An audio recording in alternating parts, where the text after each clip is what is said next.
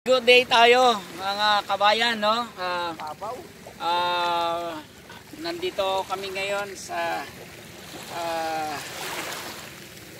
Dalampasigan at ako ay maliligo sa dagat. Pangarap ko talaga itong makaligo sa dagat, no? Haba ng panahon, no? Okay, ayusin ko lang yung ating camera, no? Masyadong nakatingala at ilagay natin konti. Yan, nakayuko para kita tayo. Yan, yung isa kong yung aking technician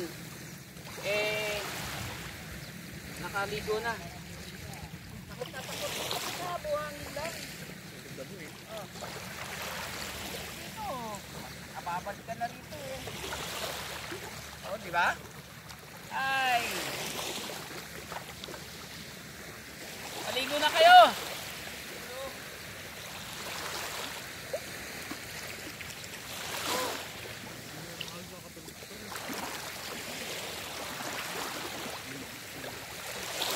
Hindi ako nakatulog eh.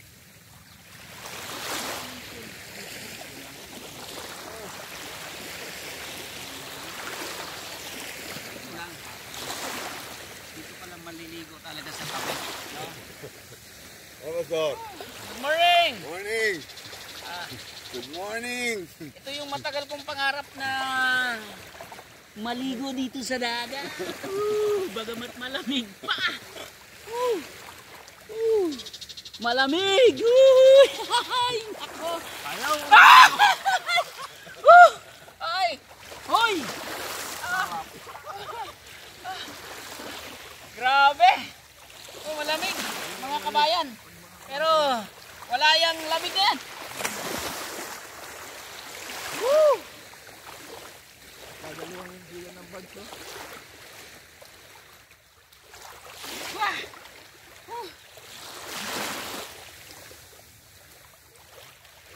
Yan! Hoy! Ang aga nakapalumbaba ka. Ang lalim ng iniisip mo. Halika na, maligo ka na at sumama ka na dito sa amin. Marunong ka magtulog floating? Ababaw eh. Pwede mo ka ababaw eh. Lagyan ng tangkal niyan, lutang ka talaga. Uy, hindi ka marunong. Nakafloat na po eh. Hindi, floating nakaangat talaga. Oh, gusto mo naka-floating na nakaangat oh.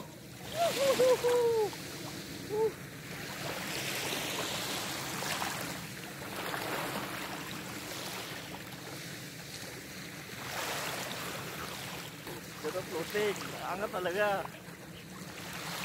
Walang kilos.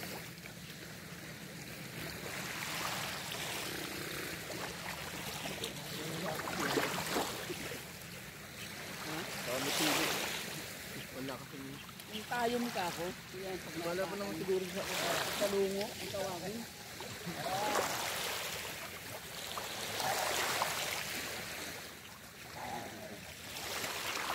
Basta, paliwanag nyo kung bakit makalat yung tubig.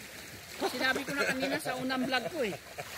Nung mag-update ako, sabi ko, ako pag naligo sa dagat, bro, wala nang anlawan. Oh, totoo yun.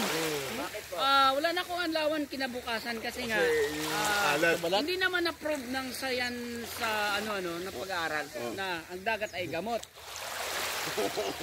Pero, bro, sa laking probinsya napatunayan ko na kapag ang bata ay dinala mo sa ganitong lugar o sa dagat at pinaliguan mo na may ubo at sipon, wala. saglit lang, isang araw lang, wala na. So, bagamat hindi napatunayan ng siyensya na ang dagat ay gamot, pero sa aking karanasan ay marami. Ako hindi ako nag-aanlaw talaga. Kasi ang paniniwala ko, ang dagat ay nakakatulong sa aking kalusugan. Naman talaga eh. Kaya yan. Kaya nakababad tayo rito. Sabi dito, alas agad eh. Wala. Thunders na yun eh. Sino po? Si Pastor Lito. Umahon na eh.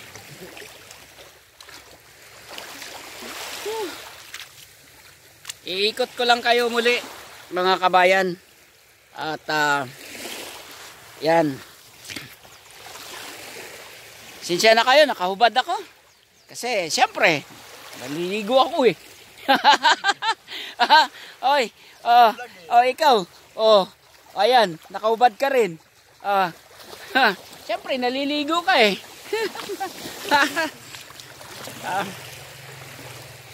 Yun. Iikot ko lang kayo dito, no?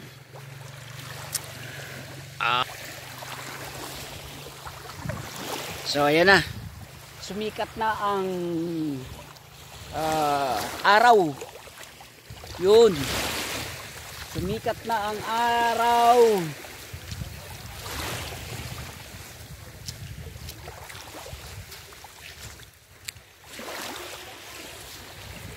So, andito ako uli sa yung nasabi ko sa una kong vlog, yung updates ko na andito ako sa Parang Pier. Ayan yan. Ganda. Okay. Yehey. Yan. Hindi ko alam kung anong punong kahoy yan. Medyo parang ano na siya.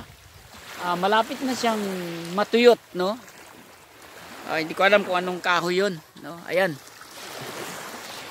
So, tuloy-tuloy lang tayo sa ating paliligo. At titingnan natin, baka mayroon ditong alimasag. May makuha tayong alimasag. Maninilip tayo. Mayroon nga. Uy. Sayang yun Malaki kukunin natin. Hahanapin kita. Saan ka na? Nagtago. Sayang. Hindi ko siya na dakma. No, malaki. Malaki-laki. Kailang itong parang nakadesign na daungan ng mga sasakyan at malilit na bangka, mga kabayan, madulas, no? Kalumot na, delikado pag nadulas ka rin dyan, no? So, yan. Tuloy-tuloy lang tayo. Inayos ko lang yung camera at binaon ko sa buhangin yung camera stand natin kasi baka matumba, inaabot ng tubig yun. Pag natumba yan, tapos ang maliligayang araw ng aking cellphone.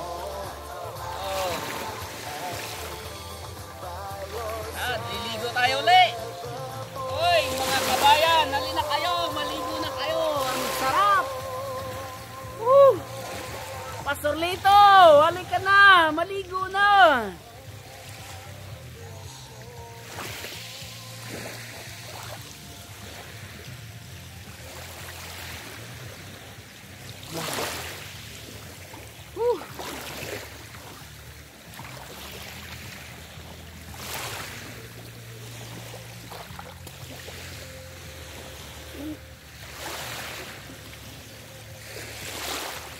Ayan, napakasaya ngayon namin. Pangalawang araw dito at ayan, unti-unti nang nagbabaan yung ating mga kasamahang mga pastor. Andito na sila sa tabing dalampasigan. Ayan, alam ko sila ay maliligo na din. Ayan, puntahan natin sila. Interviewin natin yung isang maliligo. Pastor, interviewin kita. Saglit. Oo. Wag kang mahiya. Anong masasabi mo? Bakit ka tumakbo? Masasabi ko no comment. Oo, anong masasabi mo na tayo dinala rito ng mga kabataan? Para ano? Para kumain. Oo, siyempre. Grabe ang pagkain ano.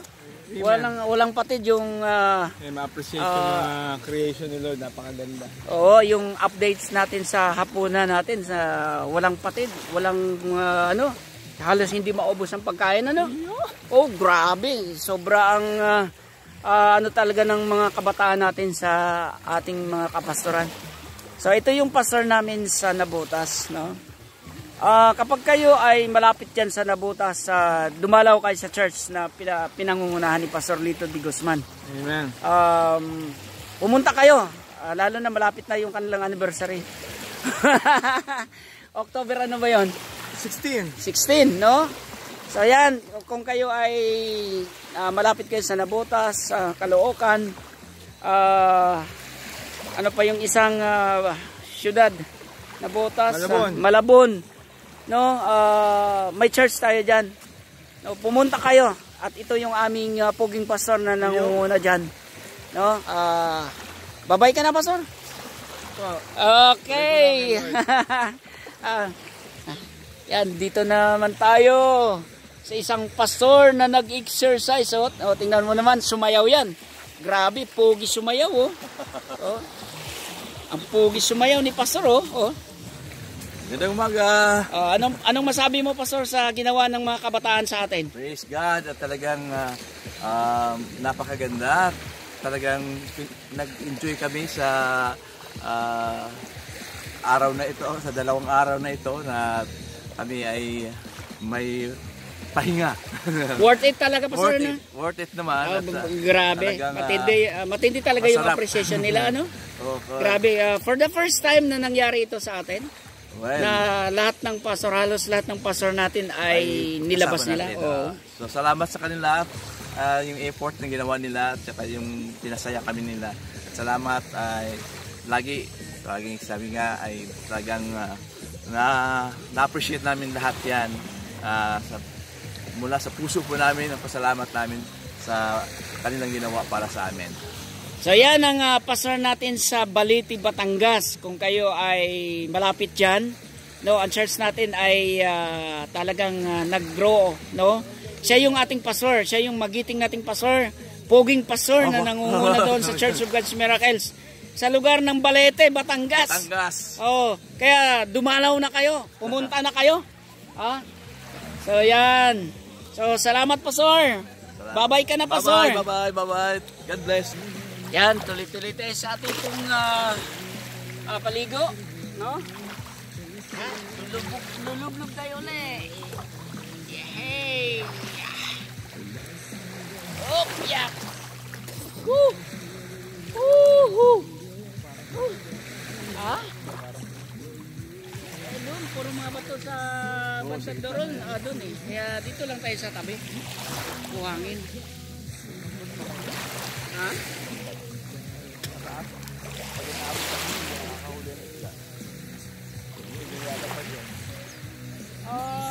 Kagabi pa yan. Pero alam ko yan ay boundary ng bawat resort. Pero hindi makakagaya po binaba. Pagkay binaba? Pag umag sa nakatulog. Pagpangganyan ng sa nagasura.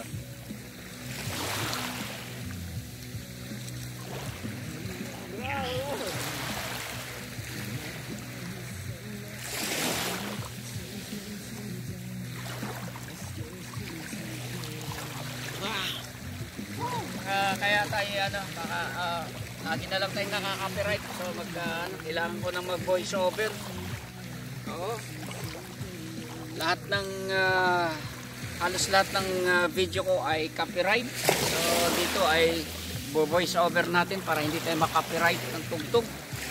May tugtog kasi mahirap pagka naka-copyright ka. Grabe. So yan, voice over tayo para hindi na tayo makapiright pa, no? So hanggang dito na lang ang aking vlog na ito at ako ay muling magpapaalam sa inyo. At lagi kong sinasabi na wag nating kalimutan na i-subscribe ang aking YouTube channel, ang Jose Pino Umawan, at i-share at pindutin ang notification bell para palagi tayong updated sa mga video na ina-upload natin. So, mabuhay tayong lahat. Bye-bye!